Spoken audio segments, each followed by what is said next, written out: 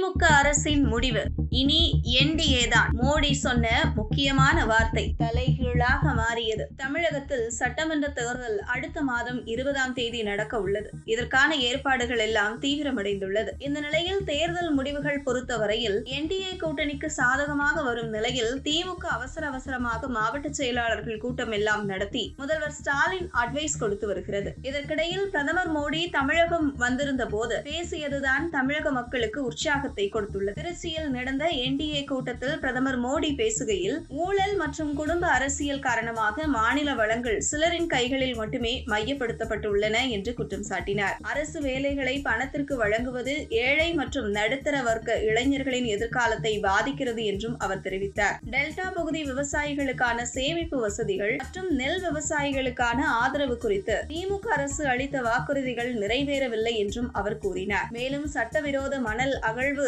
சுற்றுச்சூழலுக்கும் ஆறுகளுக்கும் பாதிப்பை ஏற்படுத்துகிறது எனவும் குறிப்பிட்டார். தமிழ்நாட்டின் வளர்ச்சிக்காக மத்திய அரசு பல முக்கிய திட்டங்களை செயல்படுத்தி வருவதாகவும் பிரதமர் மோடி கூறினார். திருச்சி மற்றும் மதுரை உள்ளிட்ட நகரங்களில் ஆயிரக்கணக்கான கோடி ரூபாய் மதிப்பிலான வளர்ச்சி திட்டங்கள் தொடங்கப்பட்டுள்ளதாக அவர் தெரிவித்தார். திருச்சி சர்வதேச விமான நிலைய மேம்பாடு, மதுரை விமான நிலையத்தை சர்வதேச தரத்திற்கு உயர்த்தும் முயற்சி, பெங்களூரு, சென்னை மற்றும் சென்னை ஹைதராபாத் அதிவேக ரயில் திட்டங்கள் போன்றவை மாநிலத்தின் வளர்ச்சியை வேகப்படுத்தும் எனவும் அவர் கூறினார். மேலும் பெண்களின் முன்னேற்றத்திற்காக ஜன் தன் திட்டம், முத்ரா கடன் திட்டம் மற்றும் பிரதமர் ஆவாஸ் திட்டம் போன்ற பல நலத்திட்டங்கள் செயல்படுத்தப்பட்டுள்ளதாகவும் அவர் குறிப்பிட்டார். நாடாளுமன்றம் மற்றும் சட்டமன்றங்களில் பெண்களுக்கு இடஒதுக்கீடு வழங்கும் நாரி சக்தி பந்தன் சட்டத்தையும் அவர் எடுத்துரைத்தார். அதே நேரத்தில் தமிழ்நாட்டில் பெண்களுக்கு எதிரான குற்றச் செயல்கள் அதிகரித்துள்ளதாகவும் அவர் விமர்சித்தார். இதெல்லாம் தற்போது மக்களிடம் ஆழமாக பதிந்துள்ளதால் மக்களிடம் மாற்றம் ஏற்பட தொடங்கியுள்ளதாக கூறப்படுகிறது.